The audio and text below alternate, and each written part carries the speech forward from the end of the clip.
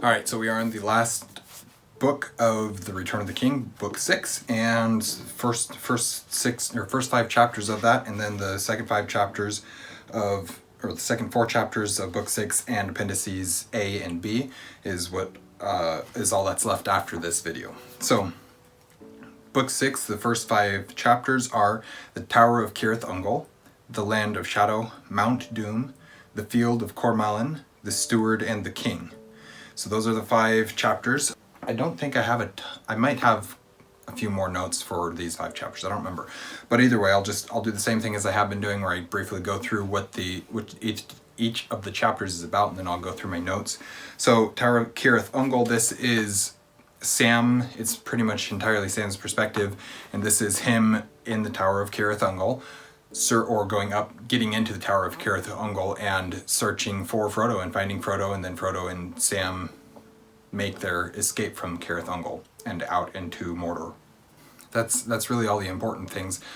There are some really cool things in this chapter that I personally really love about this book, that the first time I read the Lord of the Rings, I was just severely disturbed by what they were, but also just thought, okay, this is super cool. And that's the Watchers, where Sam pulls out the Phial of Galadriel in order to get through, because their oppressive will is actually keeping him from entering until he shines the Phial of Galadriel, and it shatters their will, and he's able to go in, but then they let off an alarm. And how all that works, I have no idea. I don't know if it's magic or if it's technology, and it's not explained. I suspect it's probably magic of some sort. But the Watchers don't seem to be alive. It's just, I don't know how that works, but it's so cool to me, but it's also very disturbing. Then we get into chapter 2, which is the Land of Shadow, and that takes us from them leaving actually, it's a fairly short chapter if I remember correctly. Where's it at? I guess I can look right here. Land of Shadow, I guess, yeah, it's 17 pages, so that's not terribly short. But it's the chapter where they are traveling through Mordor, from Cirith Ungol to basically the feet of Mount Doom, or the roots of Mount Doom, I guess. And that's really all that it is. It's just them traveling. Of course, they meet orc bands. They get dragged along with the orc band and almost found out several times. They have run-ins with Gollum. How does that work? I guess Gollum finds them, and they realize, oh, Gollum's still around. He's still following us. They have to find water. They have to search for water several times. It's a harrowing journey, and it's really that last stage of the journey up to Mount Doom. And then chapter 3 is Mount Doom, and this is where they're climbing Mount Doom looking for a way in. This is where they where they get attacked by Gollum. First off, Sam, I can't carry it for you, but I can carry you, and then he carries Frodo up the mountain as far as he possibly can, making it far further up the mountain than he thought he could possibly do, and then they're just completely drained. Frodo's able to get up and move a little bit more. Actually, I don't think so. I think they just rest, and then Sam picks him up again, and they start carrying something. I don't know why I don't have that exactly in my brain, how that works. Doesn't really matter though. Gollum attacks them. This is where we see the fulfillment, and I'll mention this in my notes when I get to it. We see the fulfillment, or the beginnings of the fulfillment of the oath and the curse that Gollum made to Frodo and Frodo made to Gollum. We're seeing it start to come about. And anyways, Gollum is defeated, I guess, if you want to call it that. He slinks away. Sam spares him as well. He finally sees the pity that Frodo and Bilbo both have felt for Gollum. He finally sees that and understands that, and he's like, all right, just get on out of here. But then, unbeknownst to him or Frodo, Gollum comes back, slinks back after them, follows them again. But this also takes us all the way up into Mount Doom, to where Frodo is trying to destroy the ring. He's standing there. I can't do it, Sam. I can't throw the ring away. I claim it. I claim it as my own. He puts the ring on. Sam gets knocked out because Gollum followed him and attacked him. Once Sam comes back around. He doesn't get knocked out completely, but he gets hit on the back of the head, falls down. And when he gets back, when he's able to get his wits back about him, he sees that Gollum is fighting with an unseen assailant or an unseen opponent, and then we know it's Frodo, who's just turned invisible by the ring, but that's not what you physically see. And so what Sam physically sees is Gollum grappling with an unseen opponent. And then Gollum, of course, bites the finger off with the ring. He starts screaming and dancing and rejoicing and falls into the Mount Doom, into the lava, where he is destroyed and where the ring is destroyed, and then causing a lot of repercussions, including the volcano erupting. Frodo and Sam leave the forge, I guess, if you want to call it that. It's an apt name for it. But they leave Mount Doom, go start heading down until they are just too tired to go any further, and they sit there, and that's the end of that chapter. We then switch our perspective from Frodo and Sam to the field of Cormallen, which is the aftermath, or the endings of the Battle of the Black Gate. It actually switches to Gandalf's perspective in chapter 4, the field of Cormallen. And Gandalf, he sees the eagles. They are winning, with the destruction of the ring, they're able to gain a victory over the foes of Gondor, the Mordorians, if you will, the bad guys. They're able to win that battle. Gandalf calls Gwaihir and has him bring his brother and another of the fastest eagles that they have, and they fly to Mount Doom to see if they can find Frodo and Sam. They don't really have a whole lot of hope of it, but they go anyways, and they do. They happen to find them. That's all part of that chapter. But then you get to the end of the chapter in the field of Cormallen. The rest of it, for a lot of this chapter, is the aftermath and preparation for that's really about it. It's just aftermath and thanking and praising the both the Gondorians and Rohirrim, the men of Gondor and the men of Rohan, for the part that they played at the Black Gate, but also especially praising Frodo and Sam. Praise them with great praises, it says several times. Then we see, that's really the big things that happen. We also get a retelling of what stories that gets retold. I guess there's not really specific stories that are retold. There are the story of Frodo. Yeah, the story of Frodo of the Nine Fingers and the Ring of Doom, I think is what it's called. Is how that works. I don't remember. But anyways, that story is told it turned into a ballad. The minstrel sings it, tells that tale. Lots of tale telling, lots of stories, and just rejoicing and partying, essentially. Then chapter 5, that was way too long and drawn out. Sorry about that. Hopefully I'll be able to cut some unnecessary wording out of that chapter when I'm editing. Anyways, chapter 5 is the Steward and the King, and this is Faramir turning over preparing the city for Aragorn, and Aragorn entering in, and the relationship between the two, and how Faramir, as Steward of Gondor, gives up that position because he no longer needs to rule Gondor because there is now a king, and how Aragorn takes the kingship and takes the rule of Gondor, but chooses not to relinquish the position, or not to do away with the position of steward, and retains Faramir in that position, though Faramir is no longer ruling in Minas Tirith. He will be ruling from Ithilien as steward, not as ruler. That's primarily what the Steward and the King is. It also ends with the marriage of Aragorn and Arwen. I believe it ends in this chapter.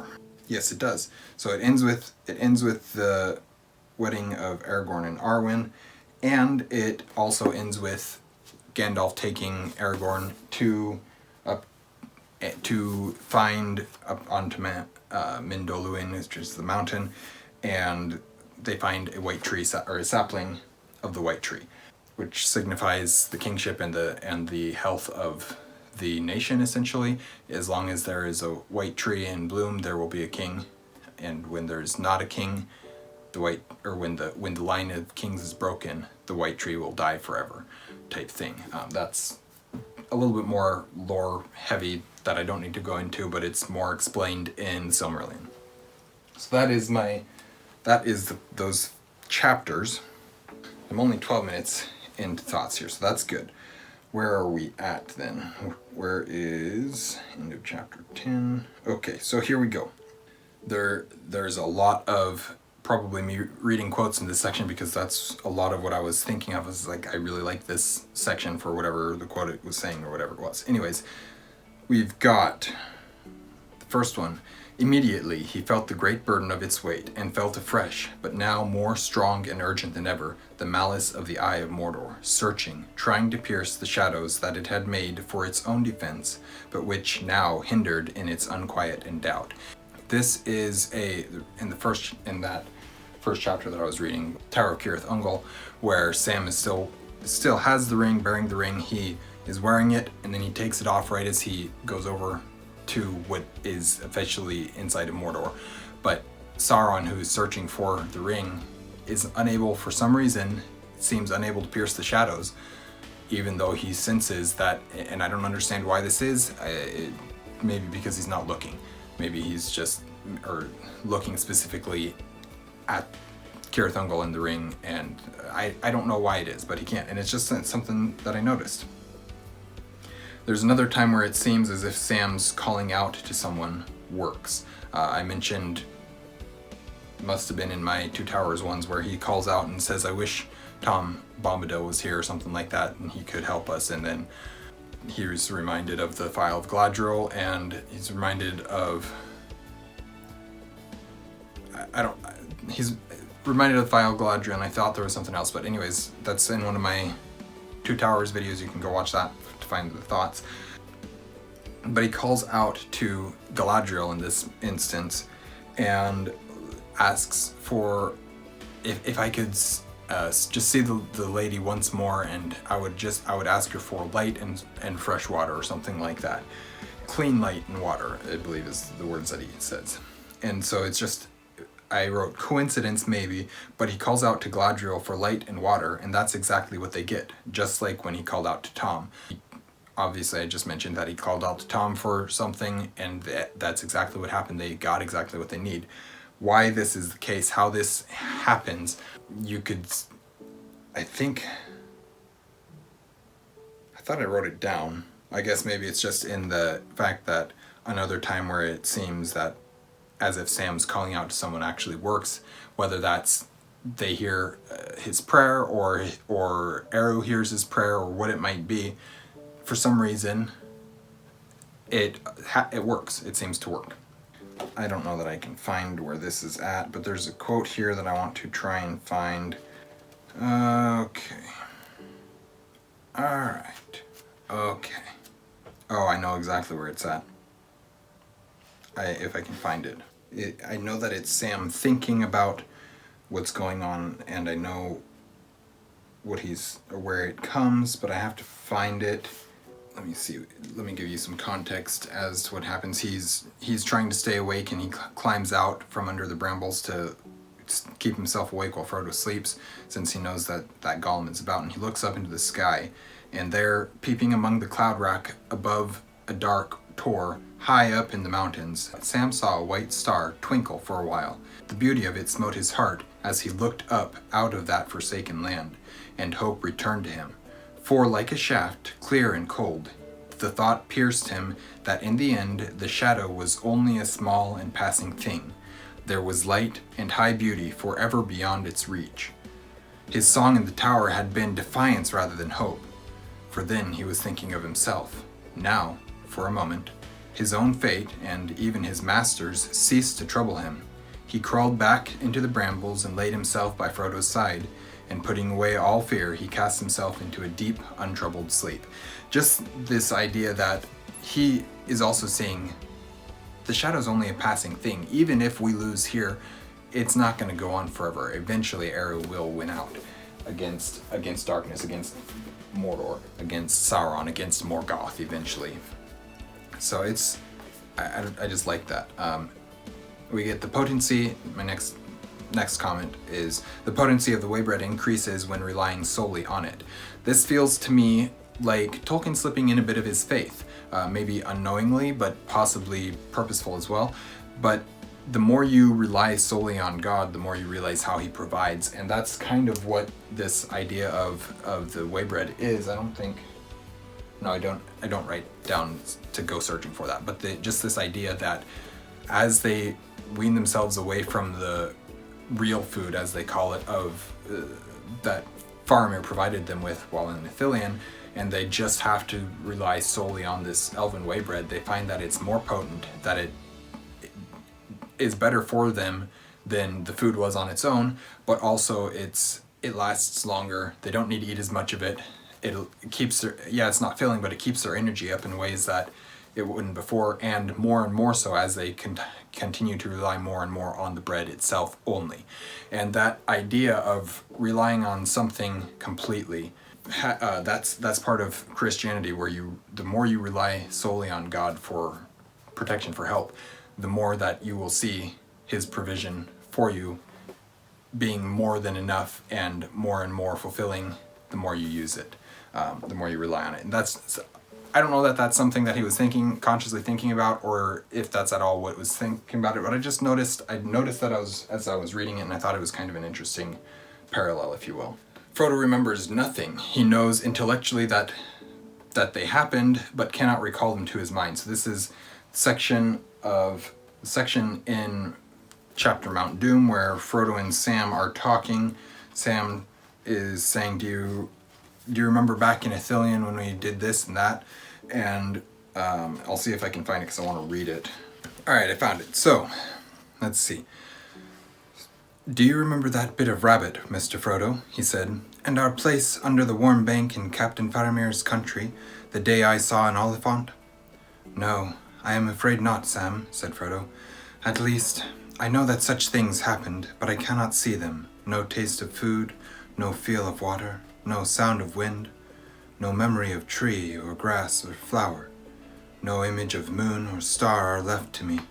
I am naked in the dark, Sam, and there is no veil between me and the wheel of fire. I begin to see it even with my waking eyes, and all else fades. So it's just he knows intellectually that the things happen, but he cannot recall them to his mind. And it's just, I don't know why that stands out to me as much as it does. Also the mention of the Wheel of Fire, because that will come back in just a bit here. Then Sam has a conversation with himself.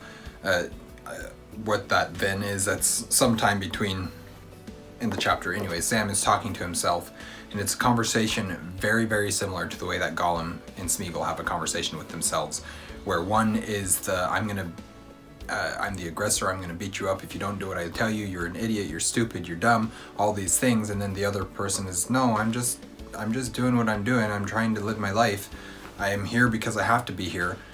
And the way that Sam has that conversation, it very much so mirrors the conversations that Gollum has with himself. And that's not something I've ever noticed before, but it's just interesting the fact that he does, because so much of the time we think of Gollum as two different characters. We think of him as Smeagol and think of him as Gollum, and that's partly because in this book they do as well.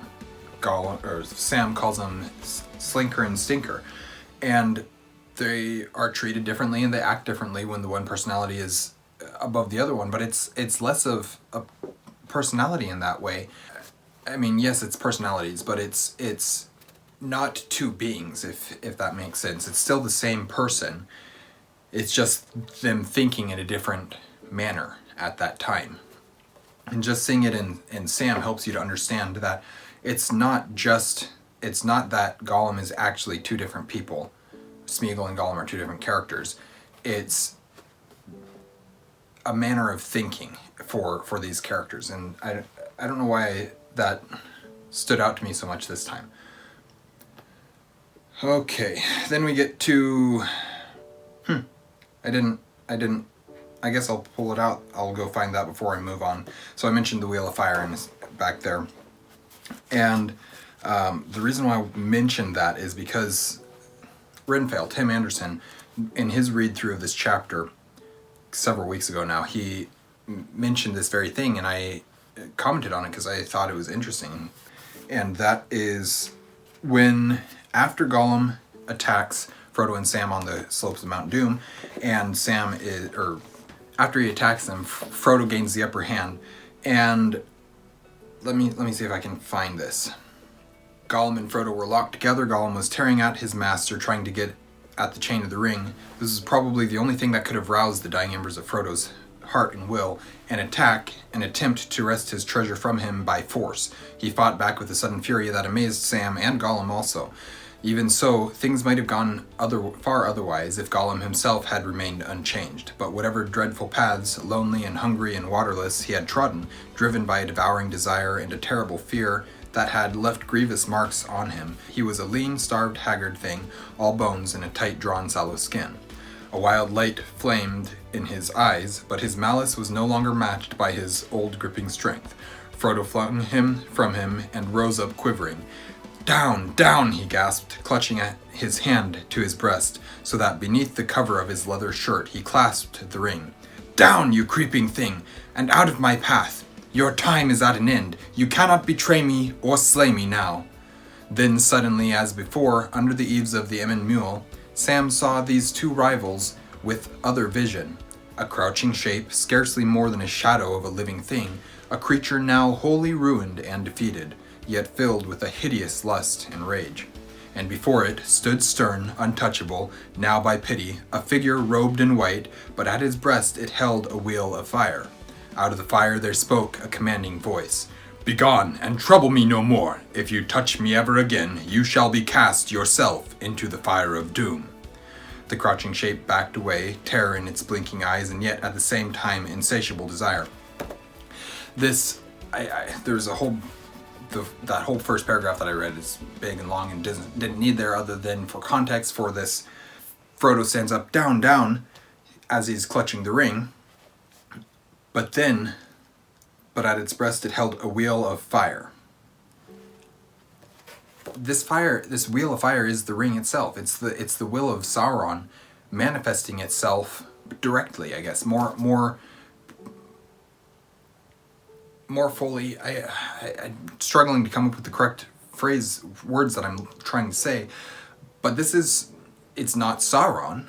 It's the will and malice of Sauron that is put into the ring that is now speaking this. That is also a mixture of when Gollum swore the oath to Frodo, he swore it by the precious. The precious being the ring. He cannot break that promise. Yes, the ring is treacherous, as Frodo says, but it will also hold him to his promise. And it's going to. The promise was made to not touch the ring. If he were to ever try and touch the ring again, Frodo would put it on and would command him to cast himself into the fire. Or off a cliff or into the fire or something. I forget what the exact phrase is. I mentioned it previously in videos. But it's coming back around. We're seeing that curse, that doom, that... I don't want to call it doom because that has a very different connotation within Tolkien's works. But that curse and oath, we're seeing them come to a head here. I'm going to move on because I don't want this to keep getting longer and longer, but as it will be. In the chapter The Fields of Cormellan, we get the description of Sauron being blown away. Let me see if I can find that real quick. "The realm of Sauron is ended," said Gandalf. "The ring-bearer has fulfilled his quest." And as the captains gazed south to the land of Mordor, it seemed to them that black against the pall of cloud there rose a huge shape of shadow, impenetrable, lightning-crowned, filling all the sky. Enormous it reared above the world, and stretched out towards them a vast, threatening hand, terrible but impotent. For even as it leaned over them, a great wind took it, and it was all blown away and passed, and then a hush fell. I love that description. I love that's the fall of Sauron, the last Sauron is a Maya. He's a lesser angel, is how I like to describe them. He's a very, very powerful supernatural being. He is not human. I'll come back around to this because I think I even wrote it down. Yep, I did. All right, so I'll come back around to this when I get to the next set of chapters. Also, it ties back to one of my earlier notes. In the end, the shadow is only a passing thing. We see that it just passes away. So this great cloud of the evilness, the will of Sauron, the existence of Sauron comes into this great black cloud, reaching out over the captains of Gondor and this army, small army, that has come to fight and to challenge Mordor. But he's blown away. Enormous, it reared over the world, and stretched out towards them a vast and threatening hand, terrible but impotent. For even as it leaned over them, a great wind took it, and it was all blown away and passed, and then a hush fell. And that's just so cool to me, the way that he ties everything together, and the imagery that's invoked with that. You can visualize this great black shadowy cloud. It's not so much a cloud, but not as ephemeral as a shadow, as fake as a shadow. It's something with more substance than a shadow, but not truly a cloud. And that's just that image. I can see it, I can visualize it so clearly, and it works so well. And then just the wind blowing it away. So this is another note that I made. It probably has nothing to do with anything. It's just a similarity that I noticed. Tolkien, obviously he knew his mythologies, including that of the Arthurian mythologies. He would know that that Camlan is the place that Arthur fights his last battle against Mordred and is wounded. Why then he chose to name this place Cormoran, which is, I just see it as very similar to Camlan. It's not the same. The events that happen there aren't anything the same, but I see that similarity between the two names of them and wonder if it has any significance for Tolkien. If he took inspiration from that name, from that word, I don't have any idea, and it really doesn't have any bearing on anything. It's just an interesting correlation that I found that probably doesn't actually correlate to anything. All right, let's see if I can find this description. I've got one more note on this section of the chapters, and I'll see if I can find it. But it's Éowyn's description of Faramir from chapter 5, which is the steward and the king. There it is. I looked at it several times. Anyways, and she looked at him. This is the description of Éowyn of Faramir. And she looked at him and saw the grave tenderness in his eyes, and yet knew, for she was bred among men of war, that here was one whom no rider of the mark would outmatch in battle. She can see the tenderness of this man, the humanity that comes through in him. But she also realizes that even her brother, Éomer, who is basically the pinnacle of the Riders of Rohan, could not outmatch him in battle.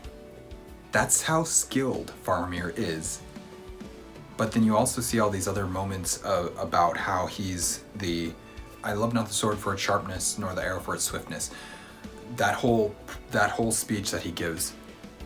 This is the character of Faramir. This is what I love about Faramir so much. He is so incredibly skilled in combat, but he's also doesn't look at himself as a warrior first.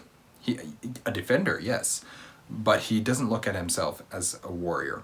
And the combination of one of the most skilled warriors ever to exist, probably second to Boromir and Aragorn, and probably Legolas at this point, but between, at least among men, probably only Boromir and Aragorn could outmatch this man, this Faramir. And Faramir doesn't care about battle. He doesn't care about glory. He doesn't care about any of that stuff. And I love it, okay? Faramir is just, he's my... Of the characters that aren't the main characters, Faramir is probably my favorite. And I don't have very many favorites. That took way longer than I was wanting it to. I don't know exactly how long this ended up taking. So I'm going to end it there, and I will continue on to the next 5 chapters pretty soon here. Thank you guys for watching an Erudite Adventure. We post videos every Monday and Thursday, and our social media is linked in the description down below. We will see you guys again soon. Stay well.